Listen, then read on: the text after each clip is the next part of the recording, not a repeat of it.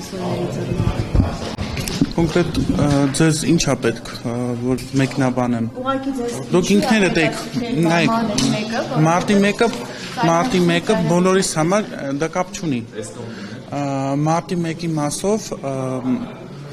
բոլորիս համար դա մարտի 1-ը ընդհանրապես գաղտնիք, թե ինչա։ Հետաքրքրել է, որպես իրավաբան փորձում եմ լսումներին մասնակցել։ Իսկ Ռաֆայել ներողություն հարցից համար կեղծ կարգալից եղած քահանայի կեղծ պատարագին որպես դեպի խորան բարձրանալը ինչ է նշանակում ձեզ համար։ Արդյոք եկեղեցական կանոնադրությամբ ճիշտ է, որ կարգալից քահանան նախ պատարագ մաքներա պատարագի։ Բազմիցս ասել եմ, որ մայրաթորում, որ կարգալույց է արել Տեր Արամին եւ այդ նվիրյալ հոգեվորականներին, ինքը ուխտազանց է, իսկ ուխտազանց հոգեվորականը չի կարող ինչ-որ հոգեվորականների կարգալույց անել։ Եվ այդ մասով խնդրում եմ հերթով, հարցերը տանք, եւ այս մասով կասեմ, որ կոնկրետ ուխտազանց հոգեվորականը, որը որ չպետք է մայրաթորում լինի եւ րոպե առաջ պետք է հեռանա մայրաթորից, նման որոշումներ չի կարող կայացնել։ Դա ով է, երբ հասկացաք, որ ուխտադրուժ է։ Նայեք, ի սկզբանե նայեք, կոնկրետ նայեք, Կտրիչ Ներսիսյանի մասով, ասենց ասեմ, եկեղեցու ներքին, այսպես ասած, խոհանոցը վախի մթնոլորտի հիման վրա է ձևավորված։ Այսինքն Կտրիչ Ներսիսյանը իր հրամաններով կառավարում է այդ ամենը։ Դուք ինքներդ եք ձեզ համար որոշել, թե դուք ինչ-որ տես լսել եք, որ վախի մթնոլորտում է, դուք տեսել եք ինչ-որ ձեզ երբևէ վախեցրել են, ահաբեկել են, ինչի։ Լավ, սենց հարց տամ ձեզ, դուք այսքան տարի տեսել եք հոգեվորականները ինչքան ժամանակ է սկսել են մասնակցել ընտրություններին։ Միջև 6 հոգեվորականներին։ Այո։ Վեհափառը, եկեք վեհափառին վեհափառ արտահայտություն չկա, Գարեգին երկրորդ անունով հոգեվորական չկա այս պահին, գոյություն ունի Կտրիչ Ներսիսյան անուն ազգանունով անձնավորություն, որը ուխտազանց է։ Վախի մթնոլորտի մասին եք խոսում։ Ես հիմա հարցնում եմ, ձեզ վախի մթնոլորտ ով է ներշնչել։ Դուք վախեցած եք ահաբեկված։ Ես որևէ ձև չարտահայտեցի, որ ես վախեցած եմ կամ վախի մթնոլորտ ես ընդհանրապես ոչ թե տեսել եմ, դա իմ կարծիքն է, որը որ ձևավորվել է, այո, ես դեռևս 2015 թվականից, երբ որ ծառայել եմ եկեղեցում, երբ որ դրանից հետո էլ անգամ, երբ որ պարոն Փաշինյանը հեղափոխության արդեն ժամանակահատվածներ, եկեղեցում բոլոր մարդկանց, հոգեվորականներին, ծառայողներին, այդ մամուլում տարածվող այդ, չգիտեմ, թույր կարծիքին, որ կեղծ դպիրները, ժողովուրդ, կեղծ դպիր հասկացողություն չկա, կան շապիկավորներ, ու այնքան անգրագետ է մեր լրատվական ընդհանրապես դաշտը, որ անգամ դպիրը սարկավագից դպիրին սարկավագից չեք տարբերում ու երկրորդը ես դպիր եմ, ոչ, նայք, այս մասով նայք, ըմբոստությունը չի հարցը, որ լրատվականը լինելով ոչ տեղեկացված, ոչ ճիշտ հարցադրումներով, մանիպուլյացիաներով փորձում է Ուզում եք ասել, որ դուք կեղծիքներ չեք, ուզում եմ հասկանալ։ Ոչ, նայեք, ես ուղղակի այս իմ ամեն ինչով ուզում եմ մատնանշել, որ լրատվական անգրագետ է նման հարցով։ Որում տվողը դրա իրավունք։ Նայեք, ես ունեմ շատ լավ, ես տիրապետում եմ այդ ամբողջ ինֆորմացիան եւ ես կարող եմ Դուք նույնիսկ ձեր կեղծ, մի րոպե, դուք նույնիսկ ձեր այդ վախի մթնոլորտի մասին ձեր պնդումը չկարողացաք հիմնավորել, դուք ինչ եք տիրապետում, դուք չհիմնավորեցիք։ Ես հիմնավորեցի, ասեցի քահանաները, գնացեք ու կտրիչ Ներսիսյանին հարցրեք, քահանաներին ինչու չի թույլատրվել մասնակցել ընտրական ընտրություններին, կամ ինչի են կոնկրետ քահանաներ Արգելվել է նկատի ունեք, արգելել են ասում Այդ հարցին գնացեք ու կտրիչ Ներսիսյանից հարցրեք։ Ինչ կներեք։ Տարբեր համապետական, հիմնականում համապետական այնտեղ մասերի ընդդիմադիր ռոբասերժականը սենց մասան, որտեղ որ արկա է, նույն լրատվամիջոցները ձեր նույն Կարծում եմ քաղաքականությունը եկեղեցի մտցնելը սխալ է։ Քաղաքականությունը 2018 թվականին Նիկոլ Փաշինյանը ասում էր, որ քաղաքականությունը, կառավարությունը չի մտնի եկեղեցու մեջ, մենք անկախ ենք գործելու։ Այդ ոնց ստացվեց, որ հեղափոխությունից 7 տարի հետո հանկարծ մտակ ենք։ Ահա, Վեհարանը նախարարին թող Ռուսաստանի համար գործակալ որպես չաշխատի, կոնկրետ Վեհարանը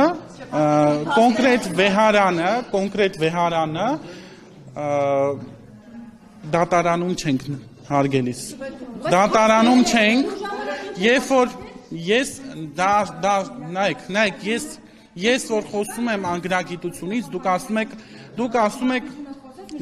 եք, նայեք, ես պատասխանում եմ հարցին, դուք թիրախավորել։ Ես միջև այդ էլ, ես երբ որ ծառայել եմ եկեղեցում, այդ դուք ասում եք աշխատել, դա աշխատանք չի, դա ծառայություն է, դուք ասեցիք, Ինչև էլ վրիպակեր, օրինակ բառերի պես, դուք ձեր հարցին պատասխանեք, բայց ծառայել բառը հնչել լրագրողից, դուք պատասխանեք հարցին, ոչ թե մեղադրեք լրագրողներին, ինչ որ անգագիտության եւ այլնի մեջ, դուք այդ իրավունքը Նայեք, ԿՊ-ում քաղաքացիական պայմանագիր կուսակցությունում չեն աշխատում, ես անդամակցում եմ, երբ որ ես եկեղեցուց դուրս եմ եկել,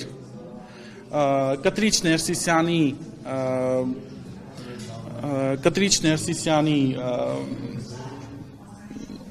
արարքների հետևանքով ոչ իրավաչափ, երբ որ լավ կոնկրետ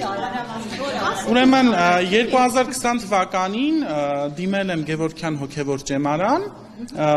հանձնելով քննությունը, ուրեմն մի քանի հանձնելով քննություն հայոց պատմության գրավոր, ուրեմն այդ ժամանակ երբ որ հարցազրույցի ընթացքում իմ ֆիզիոլոգիական մարմինը, ասենց ասեմ, ձեռք առնվեց ու հնարավորինս հոգևորականների կողմից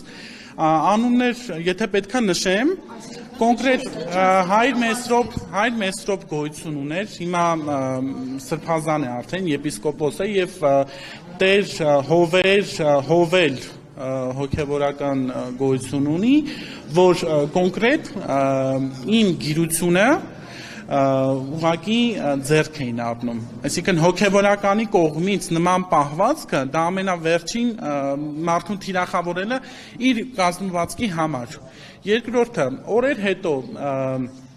ինձ Գևորգյան հոգևոր ճեմարանի քարտուղարությունից զանգահարում են եւ տան հեռախոսահամարին քարտուղարությունից զանգահարում են եւ տան հեռախոսահամարին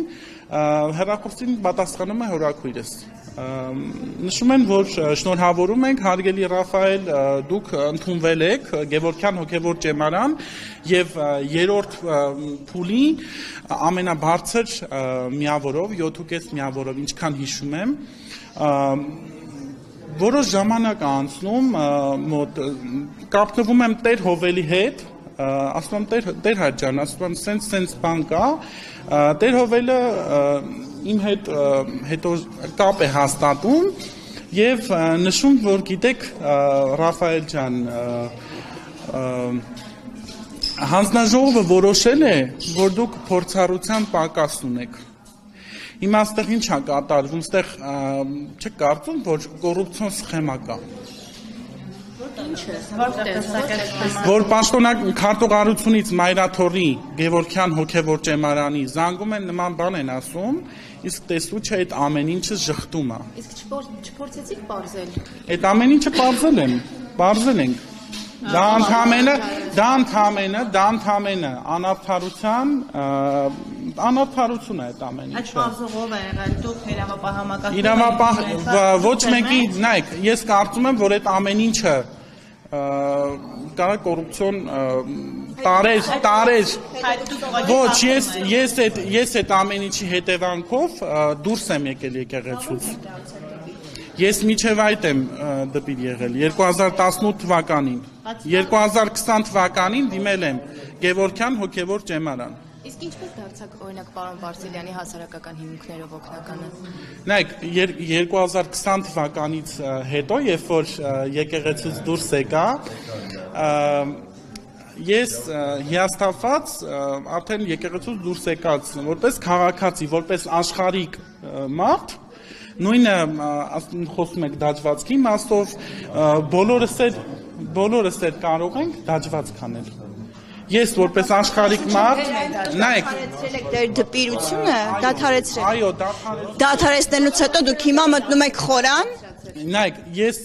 կոնկրետ հոգևորականները, որ նշում եմ, իրանք որ այդ ամբողջ խնդիրը բարձրաձայնում են, ես որ բազմիցս որպես դպիր, որպես այն ամենանվիրապետական աստիճանակարգի ամենացածր պաշտոն ունեցող մարդը, որ միշտ բարձրաձայնել եմ, այդ ամեն ինչ ուղղակի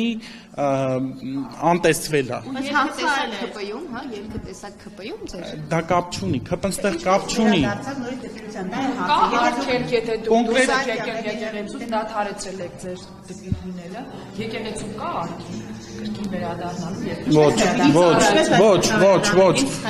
նայեք, դպիրը, կուրարակի, սարկավակ, նման նվիրապետական աստիճանակարգ ունեցող հոգևորականները իրենց չեն կարող կարգալույց անել, ոնց որ հոգևորականին, քահանային օրինակ։ Բայց կանոնագրքի համաձայն կոնկրետ կետեր կամ որ դեպքում կարող են կարգալույց արվել հոգևորականը։ Իսկ այս դեպքում Տեր Արամին, Տեր Տարոնին եւ այլ հոգևորականներին, որ նախկինում կարգալույց են արվել,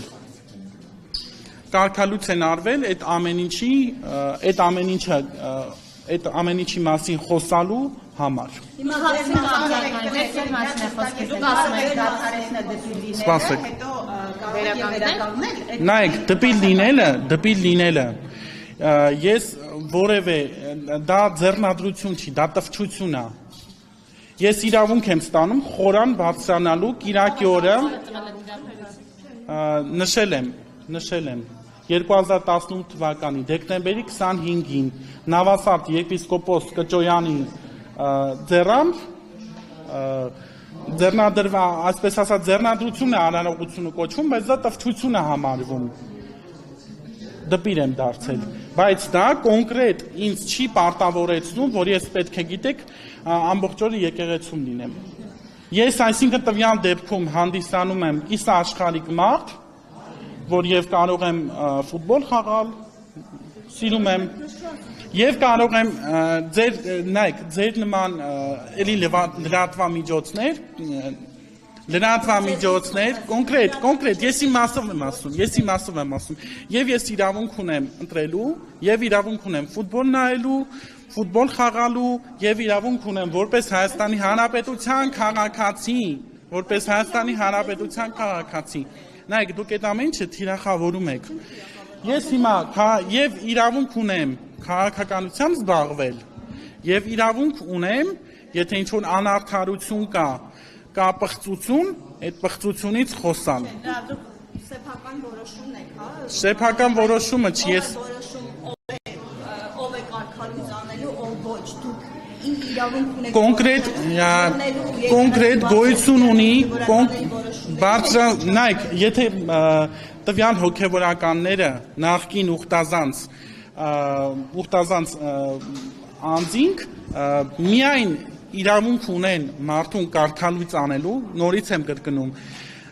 կանոնագրքին համապատասխան, ոչ թե իրենց անձնական ամբիցիաների համար։ Ձեզ կարող ենք տեսնել հաջորդ խորհրդարանակում ՔՊ ցուցակում որպես պատգամավորի թեկնածու։ Ոչ, ես չեմ առաջադրվել, համամասնական ցուցակում առաջադրվելու համար նախ պետք է լինել 25 տարեկան եւ ավել, ես 23 տարեկան եմ, նշեմ, այսքանը, շնորհակալ եմ։